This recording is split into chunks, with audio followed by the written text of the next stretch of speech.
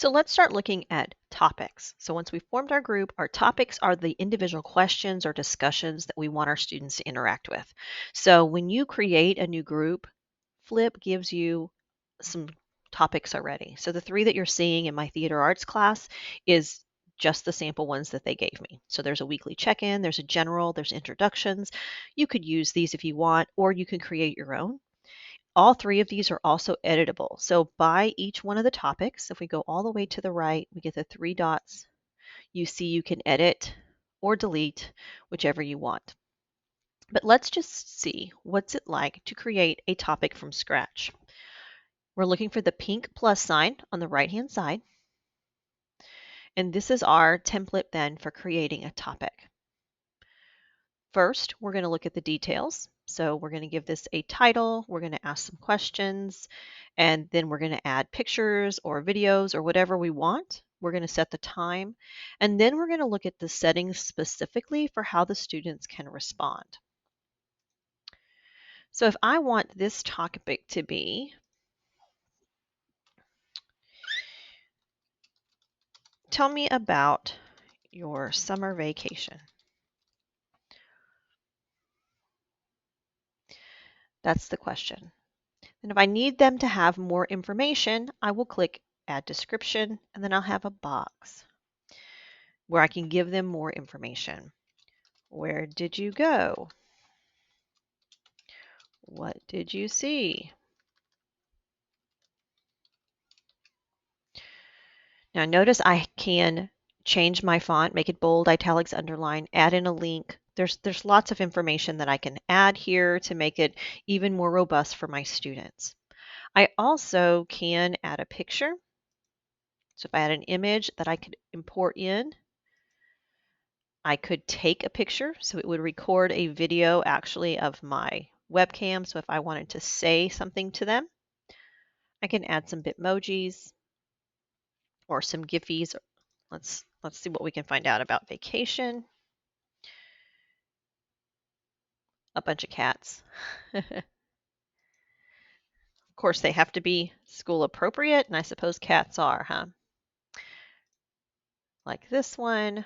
So maybe you want to have just some kind of little visual for them.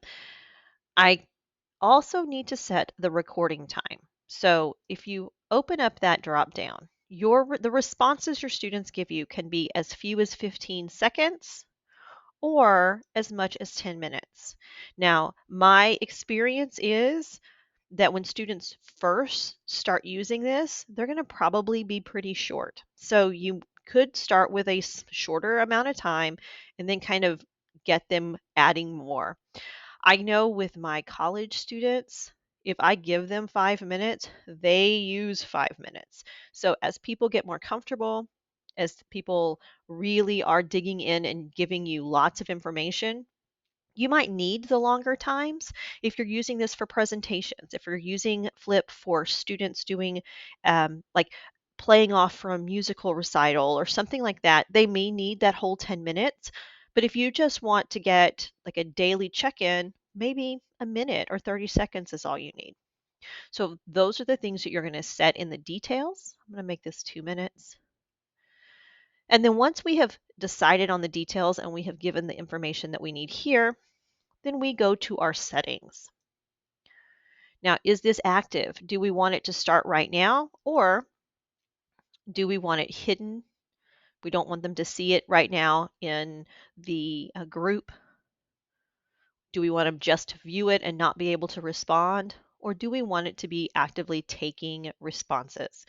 Now, if you wanted to spend a Sunday afternoon just doing all of your topics at once and have them hidden until the day you use them, you would easily change that topic status here.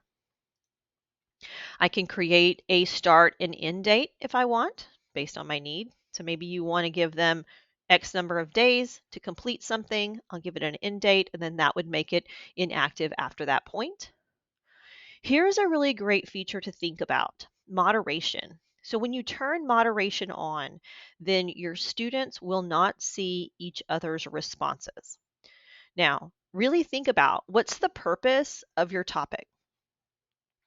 because some of the topics in your group, you might have moderated and you might not. So going back to my theater arts one example, that's a performance class.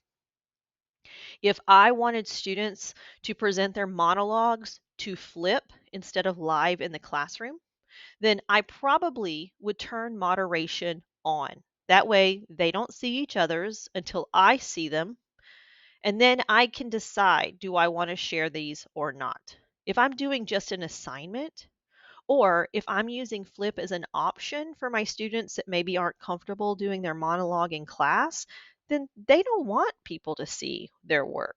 But if we're doing a discussion based on a play that we're reading or based on something that we've learned, then I want them to see each other's. So you get to decide for every topic whether or not you want it moderated, meaning only the teacher sees the responses, or unmoderated, which means that the whole group sees the responses.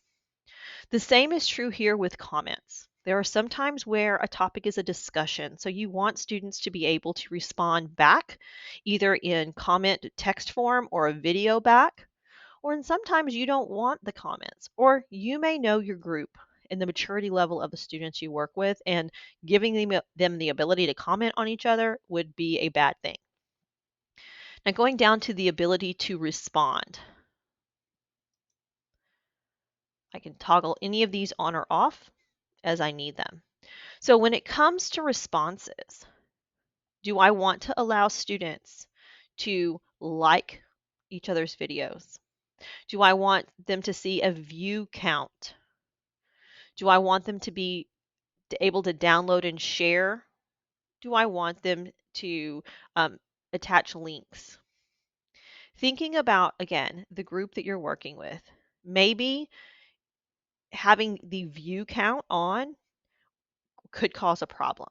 Maybe you have 2 or 3 students that are super popular and their view count would kind of be not equitable across the room.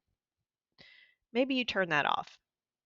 Maybe you don't want any of the videos downloaded and shared anywhere because they could be turned into a vehicle for bullying students or causing other issues. So you would just turn that feature off. This is completely up to you. Now, when you first start using Flip, my suggestion is play with the video count. I don't think there's any harm necessarily unless you know about a specific situation. And having the ability to like, I think, is a good first chance of responding. So maybe you keep the comments off, but you allow people to like a video and just put your toes in the water. And as you learn your kids and as you see how they use Flip, then you can turn on some of these other things. Now, we also give them permissions for how they use the camera. What tools do they have? Can they respond in text? Are there drawings? They take pictures? Do we want to allow them to be able to use sticky notes, add lenses and filters and backdrops to their pictures? Again, completely up to you. These are more playful, and sometimes students spend way more time decorating than really responding, but it might be something fun to get them started in Flip with. Now, if we want to set those changes as the default settings, every time I have a new topic, then it's set with default, I'm going to checkbox this. I think that's a great idea if you want to always have those the same settings and you're not having to go in there and change them every time. But I also want you to think about, as your students get more comfortable in Flip and as you learn how they're using it, you can think about changing the settings. Now, once I've got all of this information, I'm going to click Create Topic. And now this topic is going to be live in my class. So going back to the theater arts, here is that topic that I just created right here. And as we start to get responses, we will start to see those responses come in here.